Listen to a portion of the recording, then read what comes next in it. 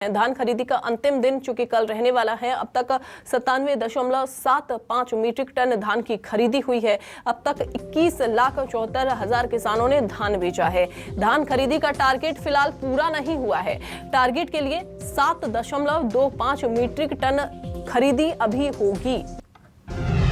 सुप्रिया लगातार बनी हुई हैं। सुप्रिया, धान खरीदी का टारगेट पूरा नहीं हुआ है, अंतिम दिन कल रहने वाला है और रमन सिंह पहले से ही सवाल उठा रहे हैं कि टारगेट अभी तक पूरा नहीं किया गया है।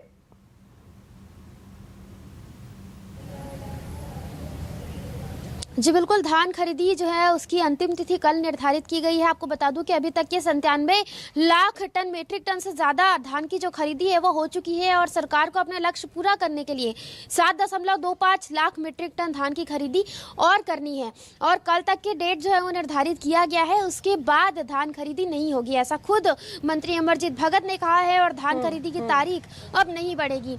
लेकिन जो मंत्री है उनका भी यही दावा है कि जो धान खरीदी केंद्र है वहाँ पर किसान अब कम आने लगे हैं, कुछ ही जो किसान हैं उनके धान बचे हुए हैं। तो ऐसे में यहाँ पर के जो सरकार है उन्हें लगता है कि 2 दिनों के भीतर धान की खरीदी हो जाएगी। एक आज का दिन और एक कल जो है अंतिम दिन निर्धारित किया गया है, तो कल तक किसान अपने धान बेच सकेंगे। तो वही राज्य सरकार के जो धान खरीदी के लक्ष्य की बात की जाए तो 105 लाख मीट्रिक टन धान खरीदी करने की बात राज्य सरकार ने की थी और 97 लाख मीट्रिक टन धान की खरीदी अभी हो गई है। तो अब सरकार जो है अपने जल्द ही अपने लक्ष्य को पूरा कर लेगी। 2 दिन में राज्य सरकार को लगाया जा रहा है कि आज और कल में जो टारगेट है वो पूरा कर लिया जाएगा। कोई यहाँ पर दावा नहीं किया जा रहा, यानी कि किसानों को सिर्फ आश्वासन ही मिल रहा है कि टारगेट सिर्फ पूरा हो जाएगा, उनका धान खरीद ही लिया जाएगा महज।